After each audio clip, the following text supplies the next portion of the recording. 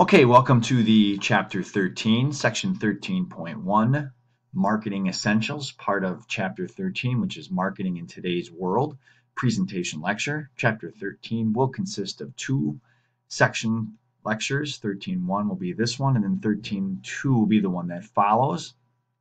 The notes that go along with this will be for both Section 13.1 and 13.2. So make sure you have those notes with you so that you can follow along and take notes as we go through this chapter's material. All right, so when it comes to some key concepts that we are going to cover when it comes to marketing, and that is the basics of marketing, the functions of marketing, there are 7 of them, as well as the 4 P's of marketing, also known as the marketing mix. All right, so when it comes to the basics of marketing, what marketing is designed to do is to successfully market a product to a consumer.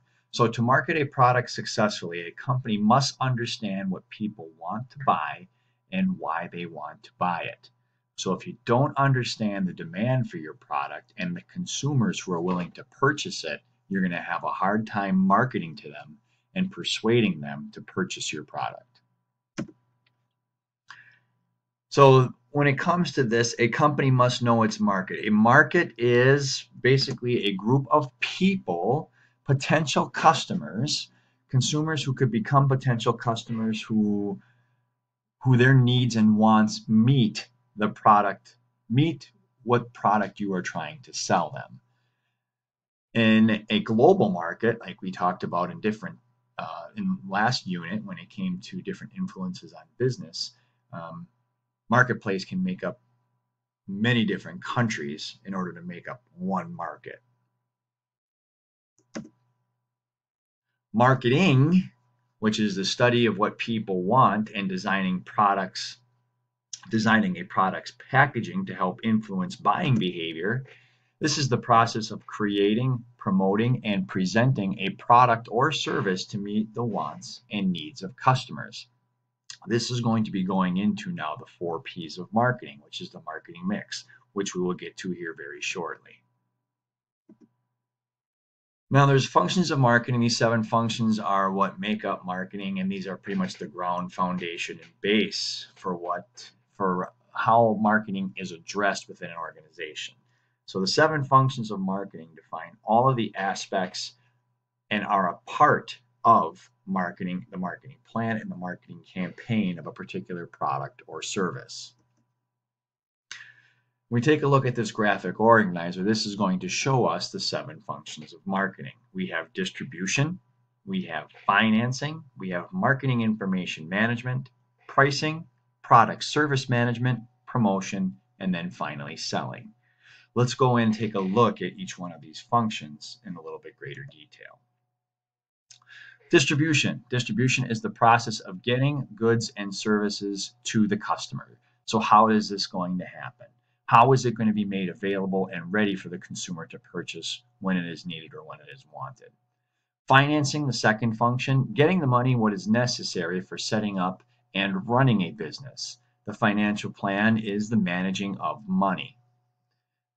Function number 3, marketing information management. This is gathering and analyzing information about consumers, trends, and competitors' products in an attempt to remain competitive within a market, and also in an attempt to persuade consumers to buy your product and not your competitors.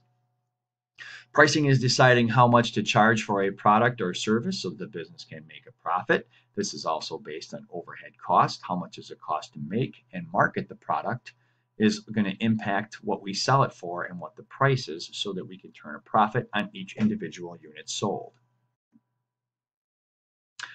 Now, function number 5, product service management. This is obtaining, developing, maintaining, and improving a product or product mix in response to the market. So this is keeping the product in the consumer's eye as an attractive product and continuing to sell it to the consumer. This might mean making modifications. This could mean making improvements. This could also mean something as simple as changing the packaging. Then in function 6, the product does have to be promoted. promotion is any effort to inform, persuade, or remind potential customers about a business's products or services.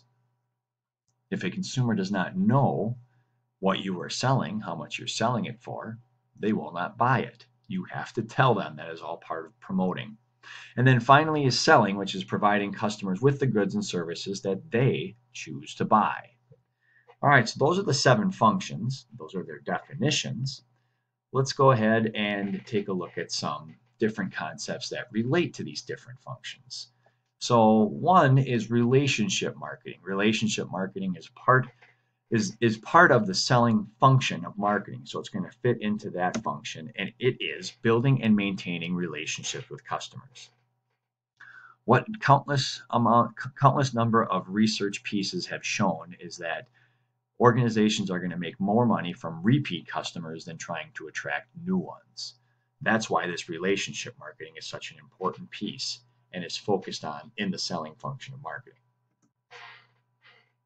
The marketing mix. The marketing mix consists of the 4 basic marketing strategies, also known as the 4 Ps. This is product, price, place, and promotion, collectively known as the 4 Ps. However, every once in a while, you may hear somebody refer to a 5th P, which we will get to in a moment. So if we take this and remember the 4 Ps, product, price, place, promotion, many people have referred to the 5th P as being people. So you can say 4 Ps being the marketing mix with an optional 5th P being people. So as long as you understand the 4 Ps and understand people, you understand the purpose of marketing and what it is designed to do. You have to have a product to market, you have to have a place to sell it, you have to have a price to sell it for, and you have to have a way to promote it and tell the consumers you're selling it. All right, so let's take a look at the 4 Ps in a little bit more detail. First, marketing is used to find out if there is a demand for the product. If there's a demand for the product, then we can move on and continue the marketing process. Marketing is then concerned with how to make a product appeal to customers. So how are you going to make it, how are you going to make it attractive to them? Is it going to be something they need? Is it going to be something that they want? So in order to establish a demand for the product, within a marketing plan or an organization might do a couple of different things. They want to establish demand. They want to make the product appealing. So what they might do is they might have a crafty package design, which is going to include different colors, different sizes, and then tie into it a brand name, because a lot of us are brand name shoppers and we are brand loyal. So if it is a brand of a certain product that we want or need, we will buy it because it has that brand's name on it. Place. Marketers have to decide how the consumers will be able to purchase this product. So where are they going to buy it? This is the place. Once they have the place as to where consumers can buy their goods and services, they then will market to consider in what kind of location to sell their product. When it comes to place, to make place decisions, marketers must select the right channel of distribution. There's a couple of different channels of distribution to consider in this way of getting the product to the consumer. Channel of distribution, which is a pathway to direct products to consumers. That is what a channel is. There are a couple of different channels to pick from if you are instituting a marketing plan.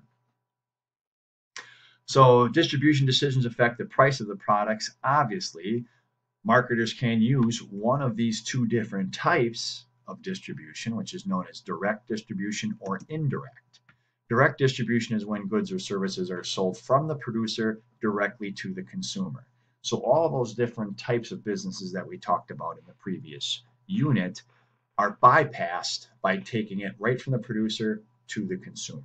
Direct distribution, which is different from indirect distribution, which is when goods or services are sold through one or more intermediaries. So product goes from point A to point B and is made available for a consumer there. There is also going to be more cost involved with this because as it goes from point A to point B and more hands are touching the product, so to speak, before it gets to the consumer, the price goes up because every entity or every part of that distribution chain is going to want to be profitable in their business endeavors as well. Therefore, a markup takes place at each different level.